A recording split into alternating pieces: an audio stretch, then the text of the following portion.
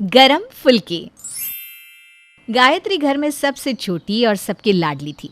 पहले माँ और फिर माँ की तरह ही प्यार करने वाली भाभी ने हमेशा ही उसे घर के कामकाज से दूर रखा। गायत्री की शादी पक्की हो गई थी, लेकिन उसका बचपना था कि जाने का नाम ही नहीं ले रहा था। गायत्री, खाना बन गया है, आओ जल्दी से खा लो। आहा भाभी, आपके हाथ के गर्मा गर्म फुल्की खाकर तो मज़ा ही आ जाता है सच में।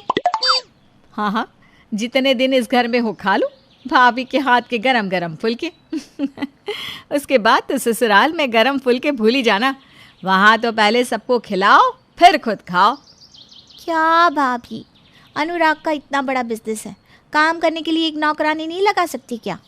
मैं तो नहीं खा सकती ठंडी रोटियाँ, मैं तो वहाँ भूखी मर जाऊँगी, और मुझसे तो होता भी नहीं इतना तामझाम। अरे बेटा, ये क्या बात हुई?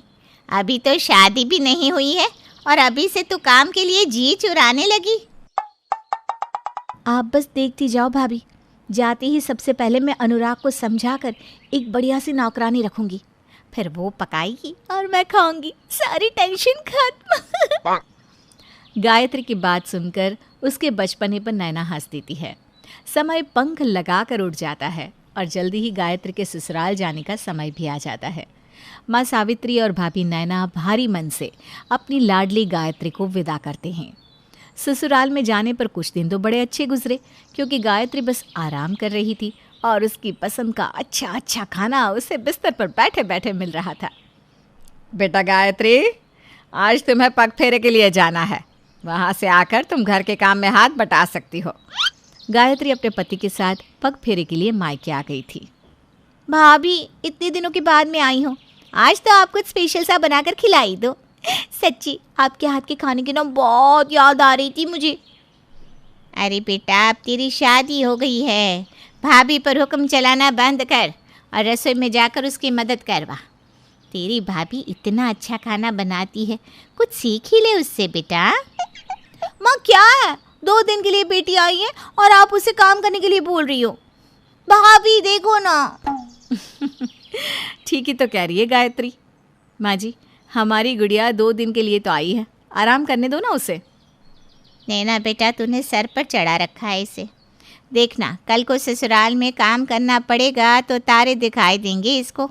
अरे माँ जी, मायके में ही तो बिटिया अपनी मनमानी कर पाती है। अब तो वैसे भी ये पराई हो गई है, अब कहाँ मिलेंगे इसे गर्मा गर्म फुल्के। हाँ ठीक है, आज नहीं सुधरोगी तो कल भुगतोगी, मुझे क्या। गायत्री पग फेरा करके 2 दिन बाद अपने ससुराल लौट गई थी।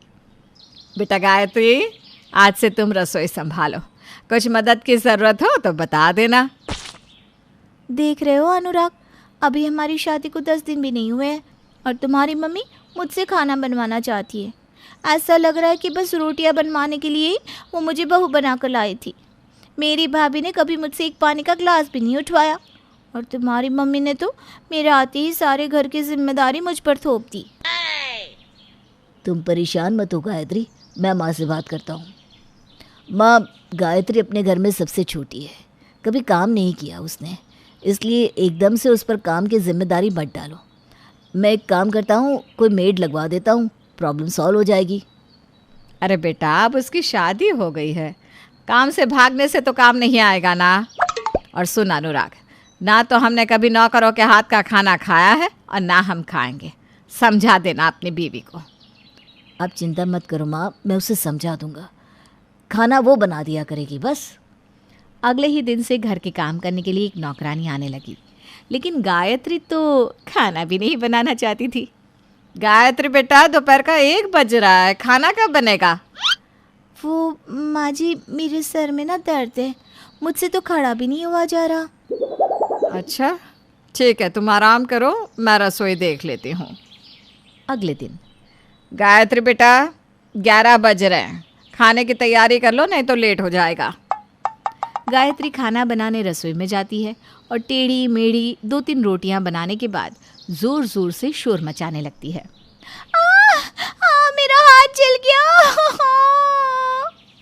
माँ जी, मेरी उंगली जल गई है, अब मुझसे रोटी नहीं बनाई जाएगी। गायत्री की सारी चालबाजी रमा को समझ आने लगी थी।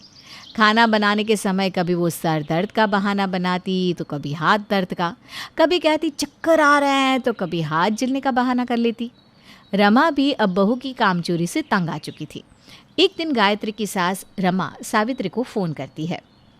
नमस्ते बहन जी, कैसा चल रहा है सब? ईश्वर की कृपा है बहन जी, सब बढ़िया है। आप सुनाइए, हमारी बिटिया ठीक तो है ना? हमारा तो आप पूछिए ही ना बहन जी, हम तो बड़ी दुविधा में हैं। अब क्या बताएं आपको? अरे हम आपकी समधी है, कोई समस्या हो तो बताइए ना। बहन जी, आपकी बहू को देखकर हम बड़े निश्चिंत थे कि जिस घर की बहू इतनी सुघड़ है, बेटी भी बिल्कुल वैसी ही होगी। लेकिन यहाँ तो सब उल्टा पड़ गया है। गायत्री तो कोई काम को हाथ ही नहीं लगाना चाहती। उसकी जिद पर बाकी कामों के लिए हमने नौकर रख लिया है, लेकिन खाना तो घर की बहू बनाए तो ही सही है। रसोई में अन्नपूर्णा का वास होता है, रसोई में नौकर हाथ लगाए ये मुझे बिल्कुल पसंद नहीं। शुरू में तो कुछ दिन मैंने सोचा कि नई नई शादी है, थोड़ा घूम फिर लेने देती हूँ, इसलिए काम का दबाव नहीं दिया। लेकिन गायत्री तो सब छोड़कर बैठी हुई है। ना उसे सुबह का नाश्ते की परवाह रहती है, ना रात के खाने की। रोटी बनाने से तो वो ऐसे भागती है कि क्या बताऊँ। जिस दिन से आई है मैं ही उसे पका कर खिला रही हूँ, ऊपर से बात बात पर मुझे ही सुनाती रहती है।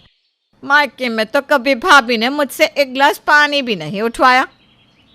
देखिए, मेरी कोई बात बुरी लगी हो तो माफ़ कर दीजिएगा बहन जी, लेकिन हम तो आपकी बेटी से ना बिल्कुल थक गए हैं।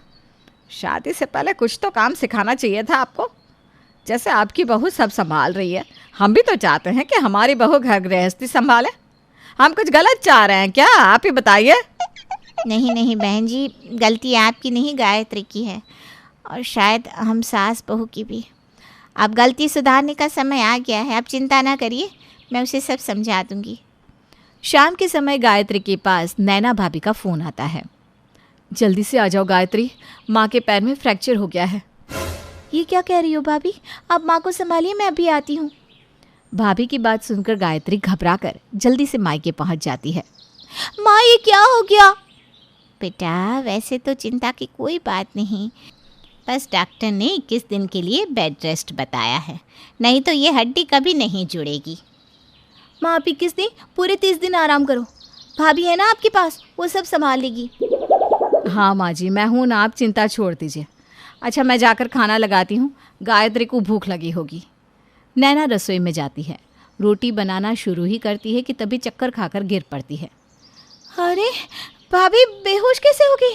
क्या हो गया? थोड़ी देर में डॉक्टर घर पर आकर नैना की प्रेगनेंसी की खबर सुनाती है। कॉन्ग्रेचुलेशंस, ये प्रेग्नेंट है। इन्हें 1 महीने तक बिल्कुल बेड रेस्ट करना है, तभी ये प्रेगनेंसी सही रहेगी। नैना को कमज़ोरी बहुत है, इसलिए अच्छा खाना और आराम बहुत ज़रूरी है। अच्छा हुआ गायत्री बेटा, तू आ गई। अब तो बस तू ही है जो सब कुछ संभाल सकती है। बेचारी गायत्री बिल्कुल फंस गई थी। है? मतलब सारा काम मुझे ही करना पड़ेगा? लेकिन माँ, मैं इतने दिन यहाँ कैसे रुक सकती हूँ? मेरी सास से भी तो पूछना पड़ेगा ना। तभी रमा जी वहाँ आ जाती हैं। अरे बेटा, पूछना क्या है, तुम्हारा घर है, मुसीबत में तुम ही तो संभालोगी, और कौन संभालेगा। तुम आराम से रहो और अपनी माँ और भाभी की खूब सेवा करो। तुम ही कहती थी ना, भाभी ने तुम्हारी बहुत सेवा की है। चलो, अब तुम्हारी बारी है। हाँ, वो तो सही कह रही हैं आप। ठीक है। गायत्री की सास रमा सावित्री और नैना से मिलकर लौट गई। इधर गायत्री आज पहली बार भाभी के बिना रसोई में घुसी थी। किसी तरह सबके लिए खाना बनाने के बाद अब झूठे बर्तनों का ढेर लग चुका था। माँ, बर्तन वाली कितने बजे आती है? बेटा, तेरी भाभी कहाँ नौकरानी से बर्तन धुलवाती है, वो तो बस तेरी शादी के समय 1 सप्ताह के लिए रखा था। क्या? बर्तन भी खुद ही धोने पड़ेंगे? बेचारी गायत्री तीनों टाइम खाना बनाती, बर्तन धोती, घर की साफ सफाई करती और फिर माँ को अपने हाथ से खाना खिलाती। इसी तरह 1 महीना बीत गया। जिस काम को करने में गायत्री को पहले घंटों लगते थे, वही काम अब वो आधे समय में कर लेती थी। 1 महीने के बाद, माँ, आज तुम्हारा प्लास्टर खुल जाएगा। बस यही दुआ मना रही हूँ कि तुम्हारा पैर बिल्कुल ठीक हो जाए। गायत्री की इतना कहती ही सावित्री अपने पैर से प्लास्टर हटाकर अपना पैर मोड़ कर दिखाने लगती है। मेरा पैर बिल्कुल ठीक है बेटा, चिंता ना करो। हाँ, और मैं भी बिल्कुल ठीक हूँ। आपने अपने हाथ से प्लास्टर कैसे निकाल दिया माँ? ये क्या हो रहा है? तभी रमा भी वहाँ आती है। मैं बताती हूँ, तुम्हारी माँ और भाभी को कभी कुछ हुआ ही नहीं था। ये सब हमने मिलकर प्लान किया था। क्या? इसका मतलब भाभी प्रेग्नेंट नहीं है? और मैं इतना परेशान रही। मैंने 1 महीने तक इतना काम किया और आप लोग मजाक कर रहे थे। ये मजाक नहीं था गायत्री, ये तुम्हारे लिए एक सीख थी। तुम्हारी शादी के बाद हमें समझ में आया कि हमारे लाड़ प्यार के कारण तुम बिल्कुल हम पर डिपेंड हो गई हो। ससुराल में भी तुम मैनेज नहीं कर पा रही थी, इसलिए हमने अपने प्यार को ही अपना हथियार बनाया और तुम्हें 1 महीने में सब सिखा दिया। कितनी बेवकूफ़ थी ना मैं। ज़रा से काम के लिए अपना घर बिगाड़ने चली थी। मम्मी जी ने मेरी हर गलती और काम चोरी को बर्दाश्त किया। सॉरी मम्मी जी, आप लोगों ने जो भी किया मेरी भलाई के लिए किया।